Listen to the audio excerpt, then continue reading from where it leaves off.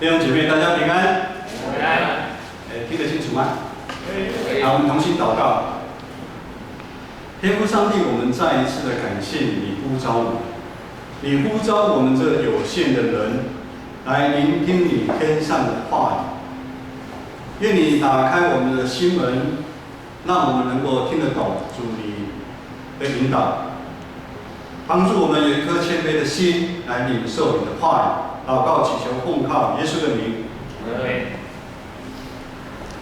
从以色列的历史，我们知道他在埃及为奴，后来出埃及到旷野，进入迦南地，一直到大卫王朝，以色列这个以上帝国立名的国家，总算有一个安身立地，有一个他们也慢慢站稳在那个土地上，暂时不用受视为敌人的一个攻击。大卫王一生敬畏上帝，虽然中间曾经犯了过错，但是知错能改，他也成为一个合神心意的人。但当王位交给他的儿子所罗门的时候，一开始我们都不错。所罗门跟上帝求智慧，他不是求财物，他求智慧。上帝就把更多的智慧加添给他，也更多的能力、财富也加给他。可是如果有跟着新眼光读经走的，就知道，弟兄姐妹就知道，才没过多久，在列王记11章说到，所罗门为了爱情，紧紧跟从他的妻妾。所罗门娶了700个公主，300个妃嫔，这些妻妾诱惑他的心。如果台语牧师的翻译，他把他的心抓走了。这些妻妾把他的心抓走了，让他去跟从别的神明。圣经说，所罗门在年老的时候开始行耶和华眼中看为恶的事，不像他父亲专注侍奉耶和华。其实这个给我们很大的一个警惕，就是如果连所罗门都会这样子，那何况是我们呢？以色列的国家从这时候开始一分为二，北边的叫做以色列，南边的叫做犹大。大部分接位的王都很骄傲，受世俗文化的影响，行耶和华眼中看为恶的事。我们都知道，建立一个好的世代，建立一个好的信仰是这么的不容易，但是毁坏却是一下子。上帝的子民，上帝的所拣选的这些王，一个一个离开了他。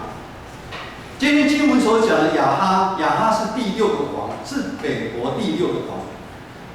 36年的时间，他就是第6任的王。每一任做王的时间其实都不是很长，代表的国家怎么样？非常的紊乱。我们常常看到中东那边的一个新闻，很多的王的总统继位，很快就换了一个。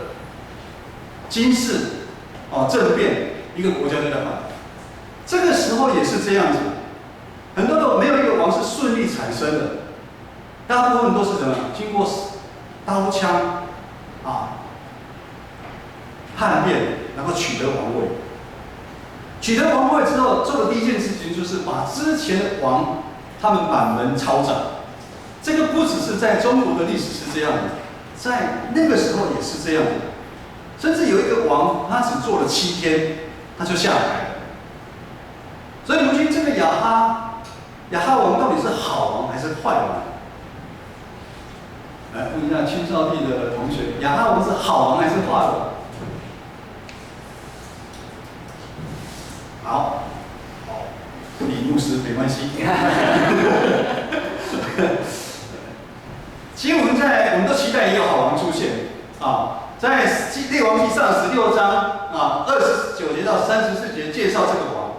这个王行耶和华看作恶的事，甚至比以前的王更严重了。哇！他做了什么事情？他娶了外邦的公主耶喜别为妻。其实娶外邦的公主是不足为奇的，很多那个时候都是为了政治上面的一个考量。但是亚哈王他却有宗教上的期待。他取耶洗别来是为了推动巴力的敬拜。如果用我们现在的语言来说，耶洗别这个公主啊，她对敬拜巴力的神明啊，这方面她是专家。专家，我们知道我们教会有很多人，某一部分都是专家。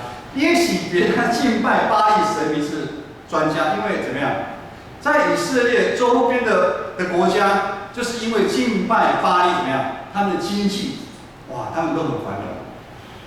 所以那个亚哈王就想，除了娶她之外，还考虑就是把他的技术引进来。其实这个让我非常的惊讶，就是亚哈王竟然是主动引进新的宗教，引进巴力不打紧，为他盖庙，弄神坛，甚至呢，连女神亚瑟拉也引进来。这个背后的意义就呈现亚哈王这个称为上帝子民的国家的亚哈王，这个王他相信巴力比相信耶和华上帝超过。今天的经文17章第1节，在第1节这么说，在牧师来读基利寄居的提斯比人以利亚对亚哈说：“我指着所侍奉永生耶和华以色列的上帝起誓，这几年我若不祷告，必不降露，也不下雨。”先知以利亚受上帝的呼召去传讲他的警告跟审判。在我们生命的过程当中，有时候，尤其是现在，我们也常常做一些东西的引诱，让我们暂时离开了上帝。但是圣灵保惠师会透过很多的方式来提醒我们，可能是透过弟兄姐妹一个电话的邀请，弟兄姐妹的提醒，或者是礼拜当中的诗歌，甚至是牧师的讲道，来提醒我们目前所犯的罪。提醒跟警告不是坏事，很多人讲说提醒警告是坏事，不是。提醒警告代表背后的是耶和华上帝的爱跟怜悯。虽然亚哈王这么坏，比以前的王都还严重，但是耶和华上帝还是派以利亚带着他的爱要来找亚哈王。这时候亚哈王他就要自己做出选择，他是愿意回头，还是让他继续错误下去？以利亚带来上帝对亚哈王很严重的警告，不愿意回头调整，以色列这块土地就会受到好几年不下雨的一个警告。雨水不是在以前很重要，如果台北不要说3年好了，1年不下雨，请问会发生什么事？这是一个我们没办法想象的。1年没下雨，不管我们的民生用水、我们的粮食，都需要大量的雨水。上帝真知道，此时亚哈王他目前他心中所依靠的巴力神明是什么？刚刚讲了，这个巴力是什么？巴力是掌管风雨的神明啊。所以耶和华上帝直接挑战他，他要以利亚传讲这个讯息，就是要直接痛击亚哈王的痛处。弟兄姐妹，其实影响我们和上帝的关系的问题，我们其实都知道。只是当上帝用圣灵保惠师透过任何的方式来痛击到你的时候，你愿不愿意正视这个问题？马太福音书6章21节，大家非常熟悉的一段经文：你的财宝在哪里，你的心就在哪里。你目前是依靠耶和华上帝，还是世上看得到的东西？骄傲、贪婪、自大的心，隐蔽人的眼睛，让人看不到真实的面貌。人会暂时忘了我们人或只是人而已。亚哈王就是这样，他以为他已经掌握了一切，所以他对以利亚的提醒，其实他根本不理以利亚。等一下我们就知道，其实他根本把以利亚讲的话当作耳边风，因为亚哈王他已经有自己的立场，雨水我就靠巴力，我不需要耶和华上帝，所以你派先知来跟我讲，其实是没有用，我也不会追杀他，我会放他走。亚哈王现在选择怎么样走自己的路？弟兄姐妹，我们现在有陷入在这样的一个状况吗？你是还是走自己的路，还是你现在非常的挣扎？继续第2节到第7节说到，上帝的话再一次临到以利亚说：“你要离开，往东边去，躲在约旦河边的基利西旁。离开什么？离开亚哈王。上帝要叫以利亚离开亚哈王。我们看经文虽然没有描写亚哈王有没有对以利亚生气或做什么，牧师刚刚讲，其实亚哈王那时候他觉得以利亚的传讲只是一个耳边风，对他其实没有办法造成任何的威胁。另外，我们不知道以利亚他的心情是什么样。以利亚在17章第1节出现，他被上帝呼召。他被上帝呼召去向亚哈王传讲这个讯息，可是呢，出师不利，亚哈王根本不听他，不理他。如果以人之常情来看，我觉得他应该会很生气，会很难过，甚至会非常的挫折。但纵使是这样，以利亚还是愿意顺服上帝给他下一步的一个命令。就是你要远离亚哈王。先知在那个时代其实代表了上帝，先知的离开也代表祝福以色列这块土地的祝福要暂时离开，以色列要开始经历很长一段时间没有下雨的一个天气。上帝要以利亚往东躲起来，以利亚将孤单一个人面对一个新的里程。当我们在面对一个新的里程，有时候我们也会感到，有时候我们觉得好像我们的生命、我们的工作、我们的家庭走到生命的尽头，或者是我们要面对一个新的里程的时候，我们充满了担心、害怕，尤其是我们从来没做过的。但是只要我们愿意忍耐，我们顺服上帝的旨意去行，我们就会有机会经历意想不到的恩典跟神迹奇事的发生。相对于亚哈王的悖逆，他骄傲自大，他已经放弃上帝给他的恩典之门，已经关起来。以利亚却不一样，他选择忍耐，他选择顺服上帝的命令，去躲在西边，河那边的水跟乌鸦坐在一起。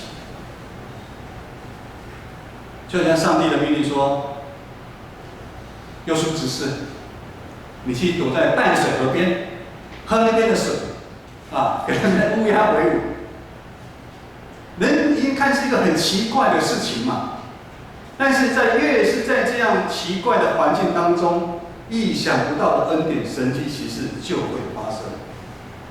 天不下雨，万物没办法生长，在那个时代，但是乌鸦竟然不断从早晚送来饼和肉给以利亚。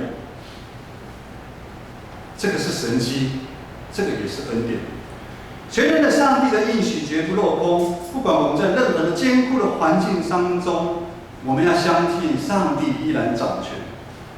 我们知道上帝对以利亚，如果我们再继续看下去，我们就知道，在18章、19章，我们知道上帝对以利亚其实有更大的任务要派给他，他一个人要大战450个巴力先知啊。可是在这个之前，上帝需要对他的信心不断的操练。就在每一次以利亚信靠顺服上帝，经历乌鸦叼饼跟肉的神迹恩典之后，以利亚的信心就会不断被建造起来。唯有信心不断被建造起来，才能被上帝所用。弟兄姐妹，成为基督徒是我们一辈子的荣耀和身份。有人请举手。有人想了很久哈。其实也是应该要常常经历乌鸦叼饼跟肉的神迹跟恩典的。但是可能有的人兄弟姐妹是说，牧师，其实，在团契当中，牧师听过一个老姐妹的分享，我从年少到老，我都有来礼拜，我都有参与团契服事，我甚至有奉献。但是牧师，我为什么没有经历乌鸦、雕饼跟肉神迹的恩典呢？牧师当下说：“我没办法回答你这个问题。”以下是牧师亲自的见证，我来做个见证。在18年前，上帝呼召我来教会之后，前2年我非常的积极，其实之后都是了积极参与教会团契的服事、教会的礼拜、奉献。好几年过去了，众人也看为好，就选我当执事，因为我曝光率很高。不然你这个要插梯子的时候，一定是我爬上去，爬上去插，常常在端茶的时候我都出现，问候等等很多，我的曝光率很高，那我就被选为执事。但是我自己知道，我依然是依靠我自己的能力在服侍上帝，也就是说，我还是用原来我这个人。我在社会打滚的这20-30年的这个我得到的经验、知识跟能力，在服侍上帝，以至于我没办法在信仰上面经历神迹、奇事跟恩典。这样的信仰让我非常的难过。我其实心里面我不喜欢这样子。直到有一天，当我愿意顺服上帝，我放手，让上帝带领。恩典奇妙的事就开始发生。弟兄姐妹，这是一个非常艰苦的过程，这是一个转变的过程，是我们跟上帝要开始摔跤的一个里程。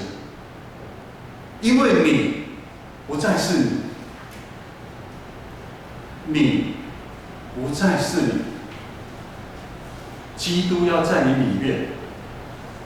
上帝将原来那个骄傲、自私、很容易生气看重面子、看重金钱，常常很没有安全感，甚至对未来也没有很大的盼望的完全的来破碎。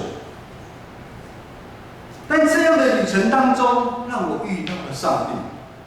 我不是用原来的我遇到了上帝，我是用基督在我里面的我碰到了上帝。我经历到了所信的上帝，他真的是又活又真的一个上帝在我信主这10几年的中间，上帝不断对我的操练。操练什么？操练我信靠他，操练我顺服他，顺服他每一步对我的带领。也让我在这中间不断的操练当中，一次又一次经历乌鸦、雕饼跟肉的神迹直到如今，其实每天都还在经历。今天台语堂我们蔡佩玉姐妹，她1年前来到社青，其实牧师很感动。我们社青陪伴她1年，走过高山低谷。她今天愿意在众人的面前承认基督是她的主。这个不是神迹，这不是恩典，这是什么？有时候我们在当下，我们不明白上帝你为什么要我走这条路。我们也常常听弟兄姐妹在分享，在 LP 在分享。我们有时候会觉得走这条路不好吗？上帝你为什么要我走这一条？但我们都知道，上帝在天，我们在地上。上帝看得比我们每一个人都还清楚。甚至我也会挣扎，因为上帝最后说：“你辞掉工作，你辞掉跟那个合股的公司，你离开，你去神学院读书。我会派乌鸦供养你。”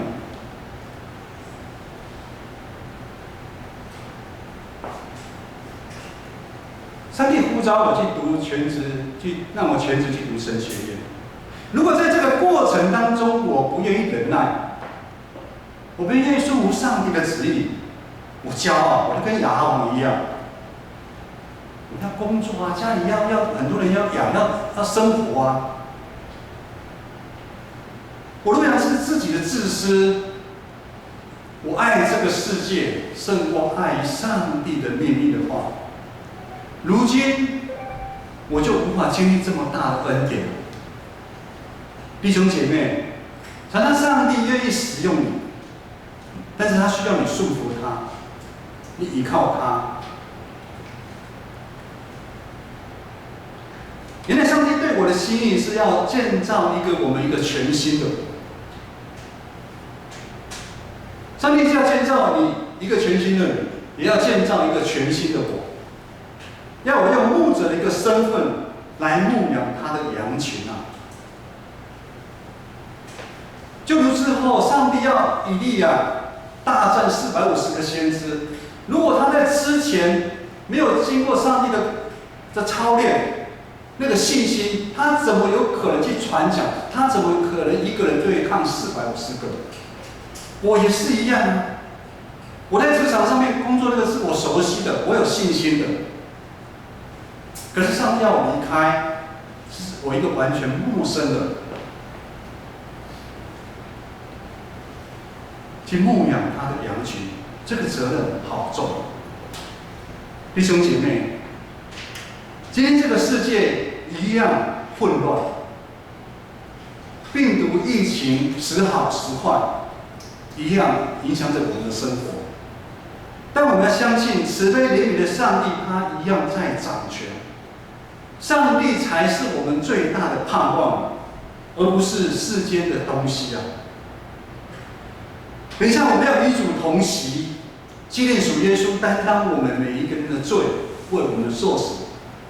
同时，也再次提醒我们要学习以利亚顺服上帝的带领，忠心来服侍他。